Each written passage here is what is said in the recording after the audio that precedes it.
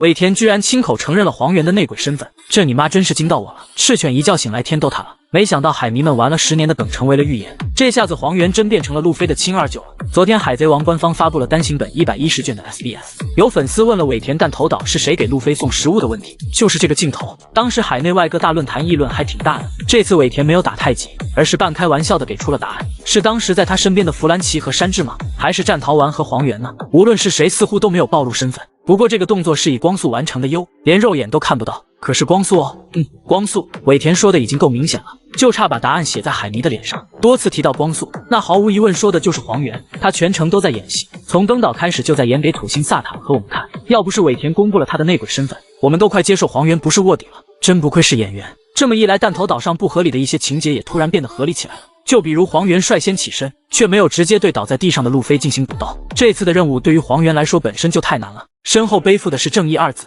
但刀下的敌人却是自己的好友，你让他怎么选？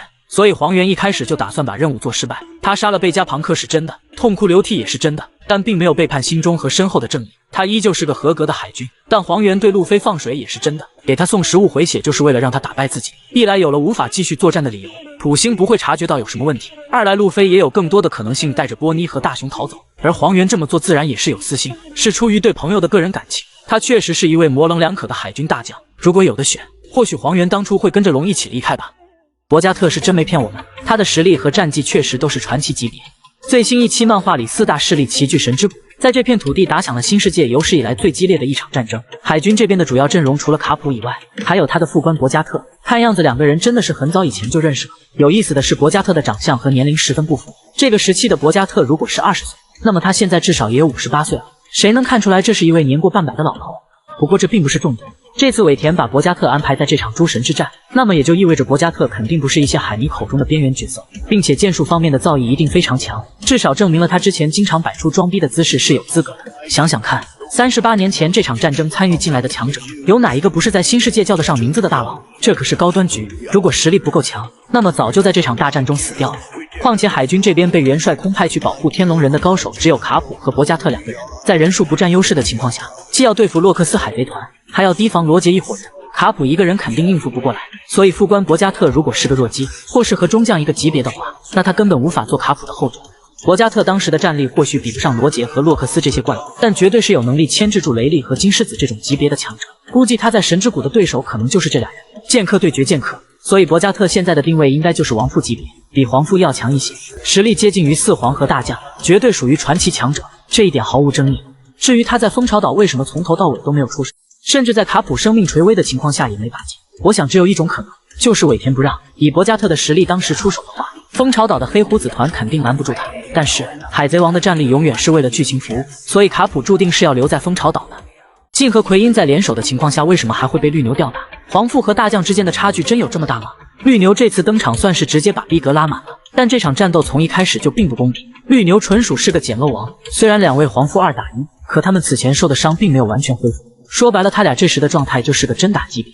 奎因变身万龙形态维持了几秒钟便累得气喘吁吁，而镜则更加虚弱，果实能力用不了，刀也没有了，甚至背后的火焰也消失了。就不说绿牛能秒杀他们，海军这时换个斯摩格过来，估计镜和奎因都够呛能打赢。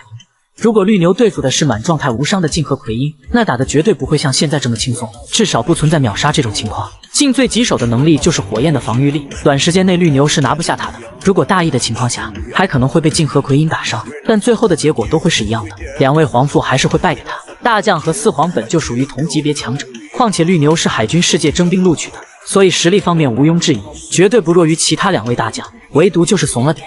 只要是遇到不占优势的战斗，他会选择投降逃跑，这也算是一种保护自己的策略吧。毕竟不是人人都是靠船王杰克，可以说现阶段的几位皇父，任何一位对上绿牛都是毫无胜算的，哪怕马尔科也没概率战胜他，顶多就是能扛的时间久一点罢了。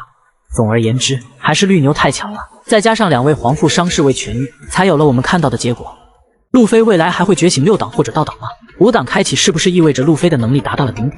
这难道就是他的实力上限吗？在最近几集动漫里，路飞觉醒太阳神尼卡形态后，与经历过车轮战的凯多交手数个回合，并没有展现出碾压的局面，所以2人只打成了6-4台。而目前已知果实觉醒就是恶魔果实开发的极限了。日后路飞想要击败实力更强的伊姆的话，会不会再次开发出橡胶果实不为人知的能力？尾田曾在设定集中公布过5档相关介绍。首先，路飞的最高点可以确定就是5档形态，想要再觉醒个什么6、7、8、9档是完全没可能的，否则就太超标了，会严重影响到整个战力体系的平衡。并且从官方介绍的5档技能来看，现在的路飞已经是非常强了。路飞的5档能力与想象力有着直接关系，它可以通过想象力转化成力量。虽然听起来有些无厘头，但果实特性确实如此。路飞使用过很多十分滑稽却威力十足的招式，比如变成和奥兹一样体型的巨大身躯，手抓雷霆元素等等，甚至还会凭空造物。或许这就是路飞想象力的体现吧。这样的状态就连四皇凯多都惊呼不已，可见路飞的恶魔果实的强度是有多离谱。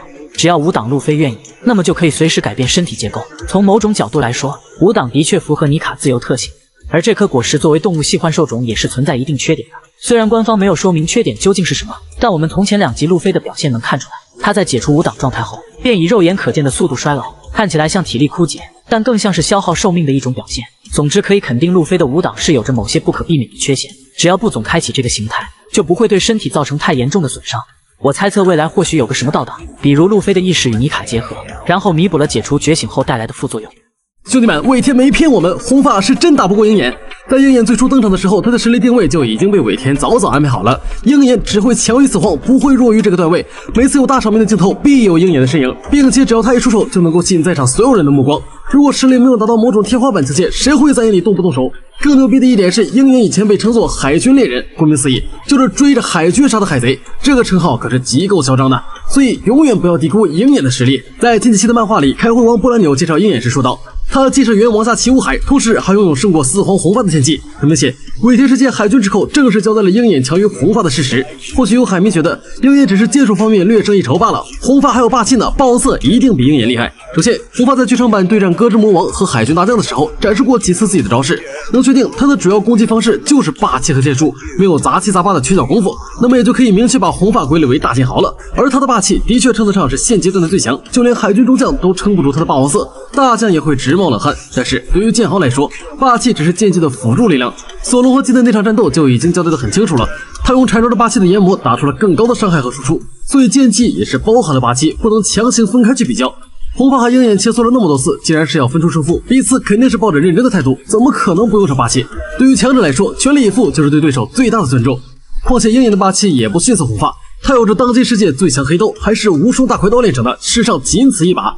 其实早在几年前，鹰眼的官方声明卡中就已经明确说了，他的实力胜过红发。介绍中写道，如今的鹰眼是名副其实的世界第一大剑豪，在不断钻研剑术的岁月里，已经很久没有遇到超越他的剑客了。加入七武海也只是无聊打发时间。如今鹰眼一直期待着未来能出现一位刀法良利、比红发更强的剑豪到来。从这几句话不难看出，现在的鹰眼就是独孤求败。如果红发真的强于他，那么鹰眼就不会寻找比红发更牛逼的剑豪了。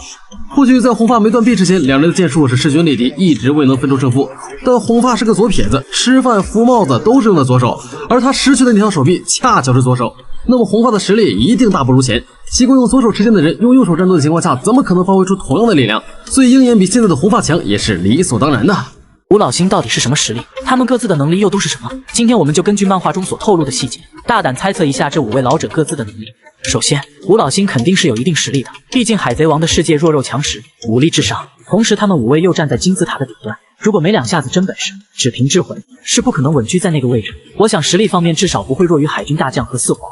其实，在剧情中，吴老星出场的画面还是挺多的，每次有大事件都少不了他们的身影。但是这5个老头总是以很牛逼的姿态在那站着，然后讲几句不疼不痒的话，一点打戏也没有。因此，我们对于这5人的了解还是比较少的。但是通过世界会议篇他们所穿的披风，还是能大概猜测出吴老星各自的能力。5人的披风分为3个白和2个黑，可以看得出来，身穿黑色披风的2位都是面露凶相，眼神中充满着杀气，应该是武将。另外3位身穿白披风的看上去眼神阴冷，却没有那股狠劲儿，大概是智将。这个总是拿着一把刀的光头吴老星，显然是个用剑的高手，可以确定是个大剑豪。据说他手中的那把刀是传说中的一代鬼彻，如果传言是真的，那这个老头就不简单了，能够降服妖刀，恐怕会是索隆未来的一个强劲对手。这个身材健硕的吴老星是专门负责管理 CP 0组织，那么他在体术方面的修行应该很强。海军6式的运用或许在陆棋之上，估计还可能是个使用3色霸气的高手。他胸前的那道致命伤，时刻透露着此人十分危险，实力绝对不容小觑。萨坦盛是唯一公布名字的吴老星，在前几期的漫画里，他还参与了海军抓捕路飞的行动，但是实力应该比较一般。黄猿服务他的过程中，多次提醒部下们送过来的茶水和点心都要试毒。如果他是个实力非常强大的人，绝对不会被毒所伤。所以萨坦圣应该没有前2位黑披风五老星厉害，但是脸上的伤疤又在告诉读者们，绝对不要低估他。所以大概猜测这个五老星的体术一般，应该是个能力者，战斗的时候比较依赖果实。要是他真没啥本事，也用不着这么大老远亲临前线抓捕路飞。所以萨坦圣还是有些功夫在身上的。剩下的2位五老星应该就是单纯的智者，没有什么武力值。这个山羊湖五老星很可能是他们的老大，毕竟每次大事件的决定权都是由他下令。而这个矮胖子则是5人之中的吊车尾。之前虽然凶过赤犬，但在海贼世界往往这种脾气越大的角色越没什么真本事。